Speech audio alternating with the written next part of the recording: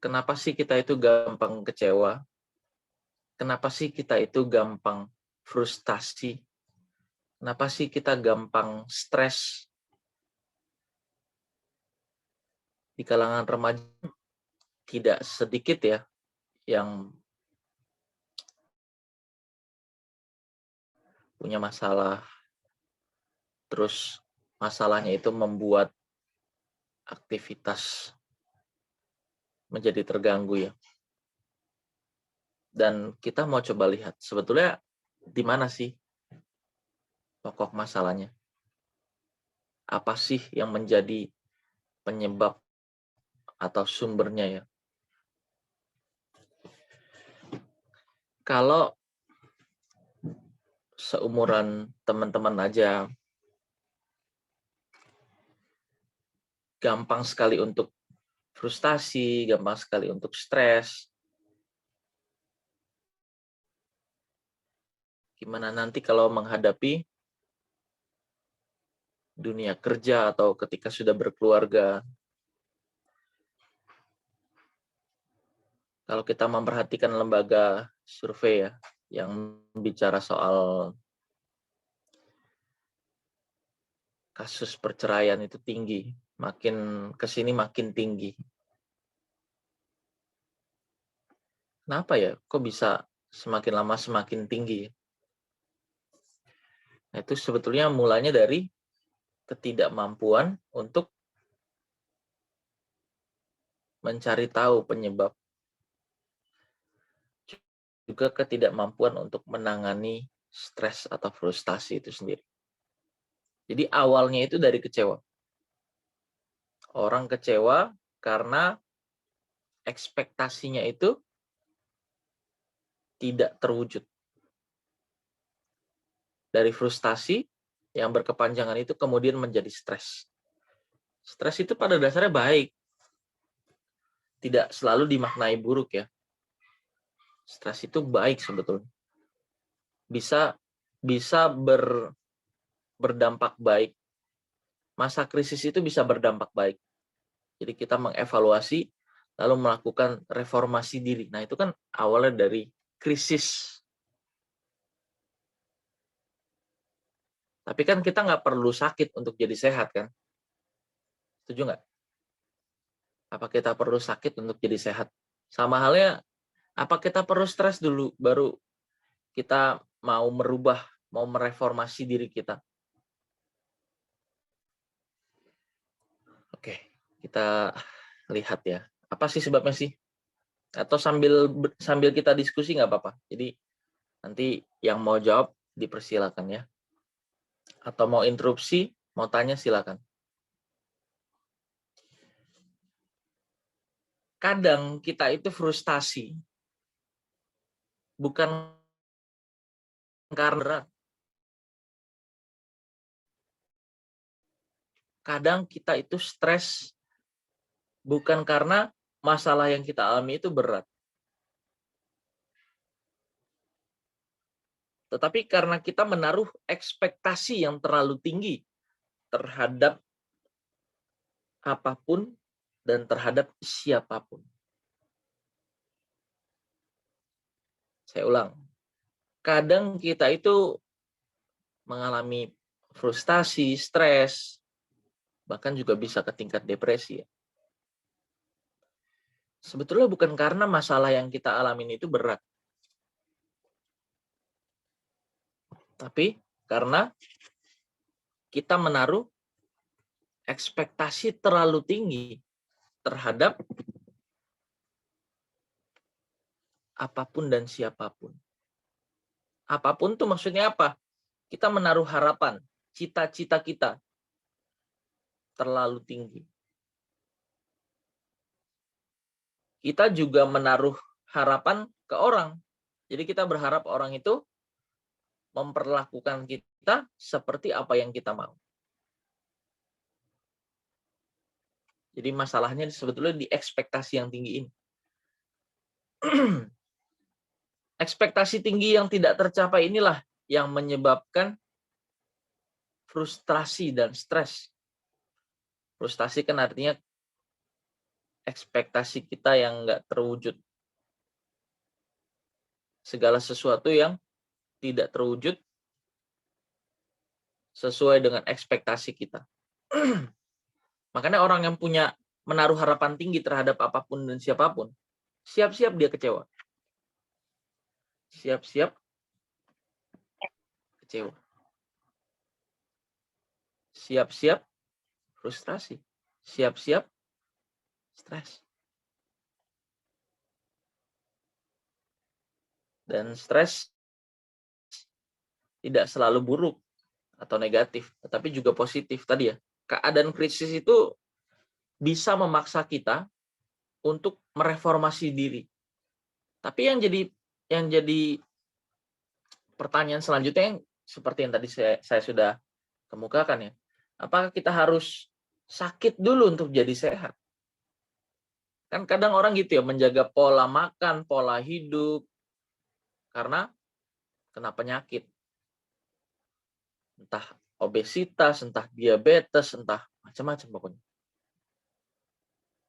Maka dia merubah polanya itu. Nah, di sini kita mengkategorikan orang itu dibagi menjadi 3. Yang pertama orang yang pintar, kedua orang yang bodoh, dan yang ketiga orang yang bijak. Orang pintar, orang bodoh, orang bijak. Orang pintar adalah orang yang belajar dari kesalahannya. Orang bodoh adalah orang yang tidak mempelajari apapun, baik dari kesalahannya maupun kesalahan orang lain. Tetapi orang bijak adalah orang yang belajar dari kesalahan orang lain dan dari kesalahannya sendiri. Lebih pada belajar dari kesalahan orang lain. Itu orang bijak. Jadi kita nggak harus, misalnya untuk tahu dampak narkoba ya, apakah kita harus pakai narkoba dulu? Kan nggak harus kan. Tapi dengan kita lihat orang-orang memakai narkoba dan dampaknya seperti apa, kita belajar.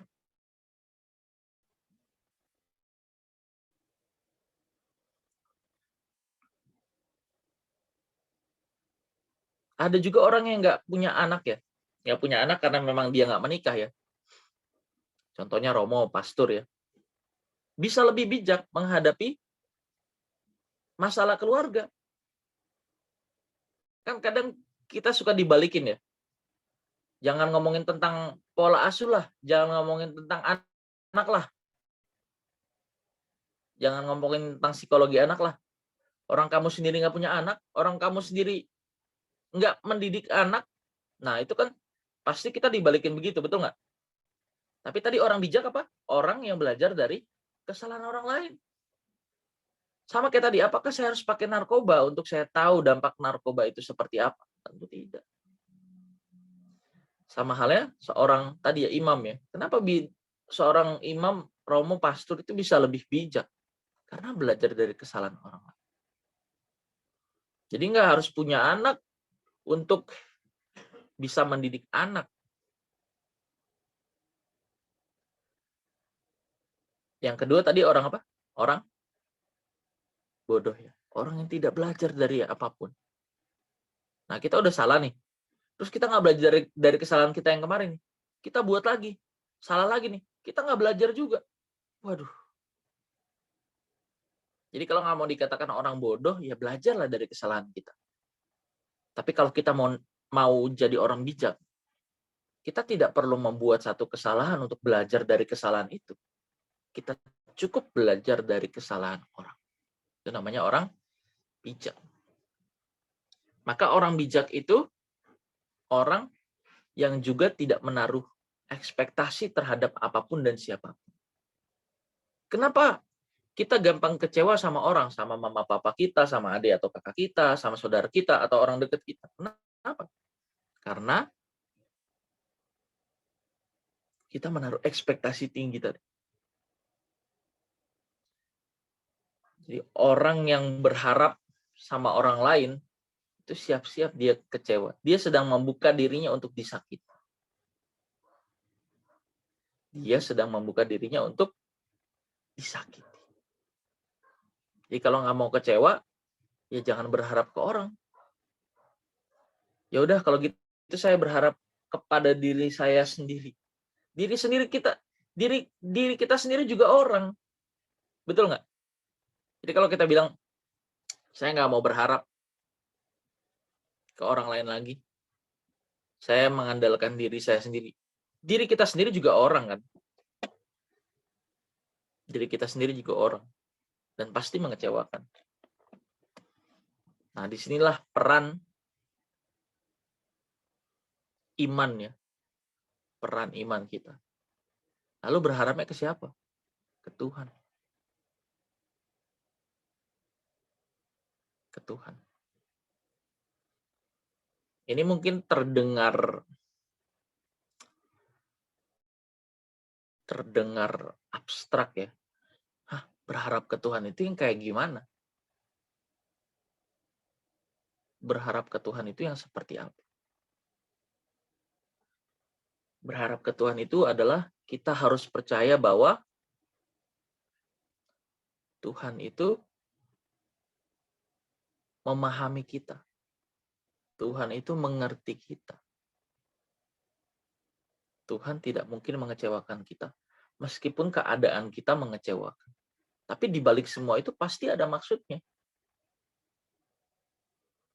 Nah, maka ada sesuatu yang tidak bisa dilihat oleh akal. Tapi bisa diterima dengan iman. Nah, di sini kan kita mulai melihat ya, kalau ternyata kita yang mengandalkan kita sendiri ini tetap akan kecewa juga. Mengandalkan orang juga kecewa. Andalkan Tuhan. Apapun keyakinan kita, andalkan Tuhan. Maka doa, saya sering perhatikan kalau ada teman-teman yang berdoa ya. Tadi kan di awal sekali kan Kevin. Sebelum-sebelumnya saya juga perhatikan. Cara berdoanya seperti apa? Apakah dia cepat-cepat? Apakah ngomongnya itu hanya bahasa formalitas? Sama kayak saya ngomong ke teman-teman nih. Ini kan ngobrol. Bukan bukan sifatnya saya ngobrol gimana bilangnya ya? Tidak seperti orang yang sedang membaca mantra gitu. Tapi ini kan ngobrol. Sama. Berdoa itu kan sebetulnya ngobrol sama Tuhan. Bangun hubungan sama Tuhan. Jadi gitu ya. Kalau kita punya ekspektasi yang tinggi, kita menaruh ekspektasi yang tinggi, siap-siaplah kita kecewa. Maka orang yang paling bahagia di dunia ini adalah orang yang tidak menaruh harapan kepada siapapun dan apapun. Kemarin di kelas lain ada yang tanya gini. Menurut Bapak gimana nih Pak? Ada statement gini Pak. Berharaplah kecewa, maka kamu tidak akan benar-benar kecewa. Berharaplah, gimana bahasanya kemarin ya?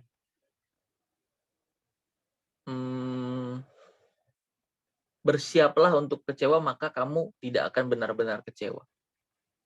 Jadi kita udah mikir yang pahit dulu gitu. Nah ini juga sebetulnya kalau ditanya ya, kalau saya ditanya seperti ini, saya akan jawab masih tidak tepat. Kenapa? Jangan menentukan apa-apa. Itu kan juga namanya kita berekspektasi ya.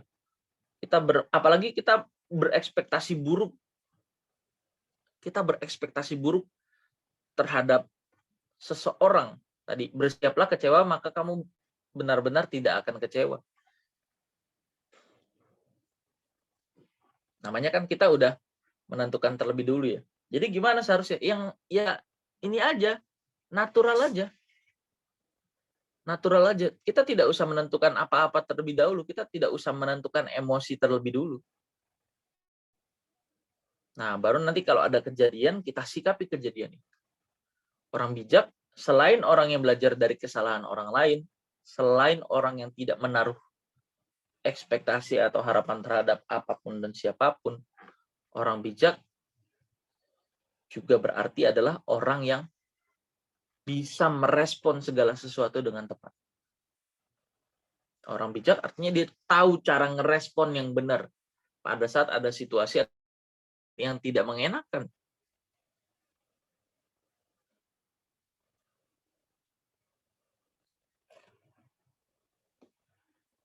Tadi kita udah bahas berbicara mengenai ekspektasi tidak selalu kaitannya dengan orang, tetapi soal tujuan hidup kita yang tidak tercapai atau gambaran besar tentang tujuan kita yang melibatkan orang. Tadi menaruh ekspektasi yang tinggi terhadap apapun ini bisa bicara soal tujuan hidup ya, ataupun pada siapapun. Bapak, saya mau nanya dong, Pak. Ya, silakan. Ini maaf. Soalnya ini saya sambil off cam nggak apa-apa ya, Pak? Soalnya sinyalnya lagi jelek. Oke, no problem. Saya lanjut. Mau nanya, Pak. Ekspektasi sama mimpi itu sama atau sih, Pak? Ekspektasi sama mimpi. Iya. Mimpi harapan ya? Iya. Oke, pertanyaan bagus. Ekspektasi sama mimpi itu sama nggak? Bercita-cita menurut saya, ini kalau saya jawab gamblang, saya jawab umum ya. Maksudnya gini, ini bukan pertanyaan ini pertanyaan seakan-akan pertanyaan ini sederhana dan gampang. Dan tentu saya bisa menjawab itu. Tapi jawaban yang sebenarnya itu belum tentu bisa diterima sama kita semua ya. Karena ini bicara soal tingkat kesiapan. Jadi ibarat gini, kita lagi belajar tambah-tambahan tapi yang kamu tanya tuh soal bangun ruang. Pertanyaannya sederhana seakan-akan gampang tapi sebetulnya itu bukan pertanyaan yang mudah atau sesederhana itu, bukan pertanyaan sesederhana itu. Bukan pertanyaan yang sesederhana itu. Untuk sekarang saya akan jawab mimpi dan nanti kan pasti habis ini muncul pertanyaan. Setelah pertanyaan pendahuluan ini akan ada pemikiran, salah nggak kalau kita punya mimpi? Begitu kan? Oke, saya akan jawab dulu yang tadi ya. Mimpi dan ekspektasi itu sama nggak? Serupa tapi tak sama. Nah, di dalam mimpi itu kan ada ekspektasi kan? Betul nggak? Di dalam mimpi itu ada ekspektasi. Nah, masalahnya mimpi kita ini berangkat dari mana? Asalnya dari mana? Asalnya dari mana? Kalau kita tarik dari pelajaran gambar diri yang awal sekali kita bahas itu, yang kelas 1 ya, atau bahkan semester kelas 1 deh kayaknya. Kita pernah belajar ya. Kita nggak akan pernah bisa menemukan tujuan dan identitas kita sehebat apapun kita menguasai ilmu psikologi, antropologi itu ilmu yang mempelajari tentang manusia. Filsafat, oke, kita mungkin bisa menemukan sebagian, kalau dibilang sebagian, oke lah, karena diksi, saya pakai diksi sebagian ya, tapi sejujurnya sebagian pun itu masih sulit kita temukan kalau kita hanya mengandalkan psikologi, antropologi, filsafat. Karena kita tidak mencipta diri kita sendiri. Jadi kalau misalnya gini, ada saya waktu itu kasih contoh ini ya, ada produk, kita sebut aja Apple ya.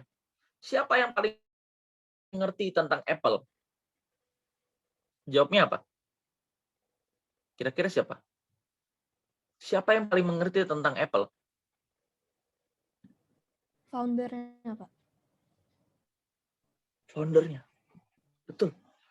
Siapa? Steve Jobs.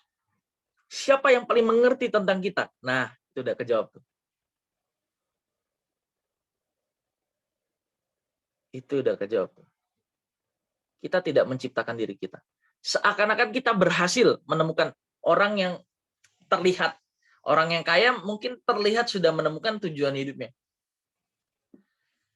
Orang yang sukses mungkin terlihat sudah menemukan tujuan hidupnya.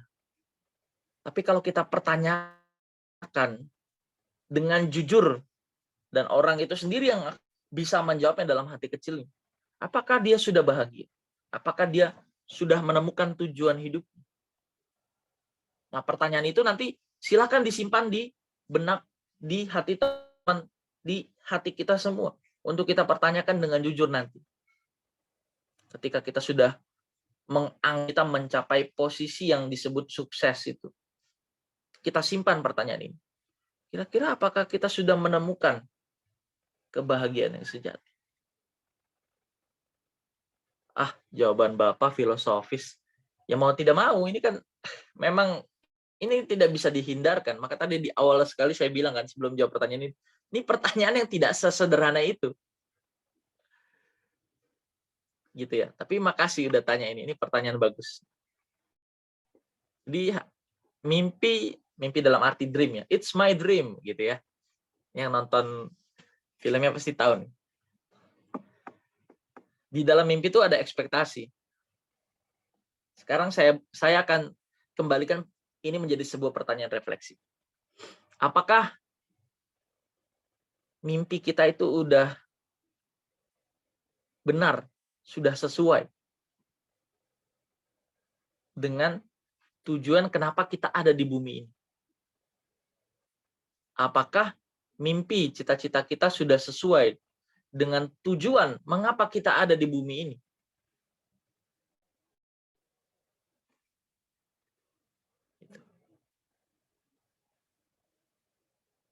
Kalaupun mau mengejar ekspektasi, kita kejar ekspektasi. Kita kejar ekspektasi mengapa kita ada. Berarti kita mengejar ekspektasi kenapa alasan Tuhan mencipta kita. Nah, itu yang kita kejar. Tadi rumusnya apa? Berharap. Ini nggak apa-apa saya sebut rumus ya. Berharap ke orang kita akan kecewa. Berharap ke diri kita pun kita juga sendiri masih orang. Pasti kecewa. Berharap ke Tuhan. Berharap ke Tuhan. Jadi yang kita bahas ini bukan hanya soal mimpi dalam arti kesuksesan. Kan kadang orang mengartikan kesuksesan itu apa? Secara finansial memadai atau financial freedom. Kita punya kebebasan finansial, pensiun dini istilahnya begitu ya. Kita udah belajar soal ikigai juga ya. Jadi kalau teman-teman petakan, teman-teman gabungkan materi demi materi yang udah kita bahas, coba renungkan kembali. Kita ini hanya hidup sekali. Kita ini hanya hidup satu kali. Jadi kejarlah sesuatu yang pasti. Kejarlah sesuatu yang pasti. Oke, sampai sini dulu. Ada yang mau tanya lagi? Oh ya, saya belum. 3 menit terakhir ya. Semoga cukup ya. Terus gimana dong untuk mengatasi supaya kita nggak stres, frustasi karena kita menaruh ekspektasi terlalu tinggi? Tadi apa? Kita menaruh ekspektasi yang tinggi terhadap apapun dan siapapun. Betul ya? Apapun ini bisa bicara soal tujuan hidup. Jadi gimana supaya kita tidak memiliki ekspektasi yang ketinggian? Tujuan kita itu mesti realistis. Tujuan kita mesti realistis.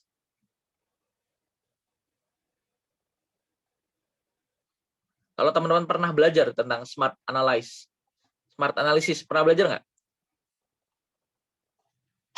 Nanti coba dilihat ya, di Google tuh banyak. Smart analysis, soal bicara tujuan hidup. Jadi tujuan hidup kita harus realistis. Misalnya ya, kan baru-baru ini ada fenomena NFT ya, di mana orang Indonesia yang bernama Gozali Everyday ya, fotonya dibeli seharga 1,5 miliar. Terus ada orang yang mau mengikuti jejak dia dengan melakukan hal yang sama. Dengan berharap pasti juga akan dibeli. pasti juga akan sukses seperti yang dilakukan oleh penanya tadi ya. Tapi ternyata nggak ada yang beli. Terus orang itu stres karena merasa saya sudah melakukan hal yang sama seperti yang dilakukan si Ghazali ini, tapi kenapa saya nggak berhasil? Itu contohnya. Atau misalnya mau mencalonkan diri sebagai anggota DPR atau apa, itu kan banyak juga yang stres. Nanti teman-teman buka di YouTube deh. Banyak calon anggota DPR, calon kepala daerah, segala macam tuh. Mencalonkan diri sudah mengeluarkan banyak uang, mengeluarkan banyak effort, tapi nggak kepilih. Jadinya stres. Direhab di panti rehabilitasi yang memang dibuat khusus untuk orang-orang yang nggak kepilih. Buset. Nah, itu apa namanya kalau bukan menaruh ekspektasi yang terlalu tinggi? Maka tadi yang pertama adalah harus realistis ya. Realistis. Ini yang pertama, bicara realistis. Ini basicnya ya. Lalu kemudian kita mulai pertanyakan, apakah ini tujuan yang sesungguhnya? Tujuan yang sejati. Tujuan sejati tadi apa? Mengapa aku ada di bumi ini? Ini tujuan yang sejati. Semoga bisa ditangkap ya. Terus yang kedua, tadi kita menaruh ekspektasi yang terlalu tinggi kepada seseorang. Kadang kalau kita deket ya, entah itu sama sahabat, sama pokoknya orang deket lah, sama orang tua atau teman deket kita berharap pada saat kita susah, orang itu yang akan selalu menolong kita. Nah, kita punya harapan-harapan itu. Dan ketika terjadi nggak sesuai dengan ekspektasi kita pasti stres. Kenapa ya kok? Harusnya dia orang deket gue, harusnya dia ngerti gue, harusnya dia nolong gue pada saat gue ada masalah. Tapi kenapa semua pada ngejauh ya? Kok nggak ada orang yang ngerti saya ya? Nah, ini masalahnya. Maka jangan menaruh harap ke orang. Kalau kita menaruh harapan ke orang, sama saja kita sedang membuka untuk disakiti. Kita membuka diri kita untuk disakiti. Jadi yang pertama tadi, kita mesti lihat apakah tujuan kita ini realistis. Yang kedua, apakah tujuan ini tujuan yang sejati. Kemudian yang kedua adalah kita jangan menaruh harapan ke orang. Diri sendiri pun juga orang. Oke, saya rasa cukup sampai di sini ya. Nanti kita lanjut lagi minggu depan ya. Sumedo, ini kita udah bagi kelompok belum yang kemarin ya? Udah. Oh, udah ya. Oke, berarti minggu depan kita bahas soal pertanyaan apakah kecerdasan berkait karakter, betul ya? Udah dikasih pertanyaannya belum? Udah ya? Udah. Oke. Oke, baik.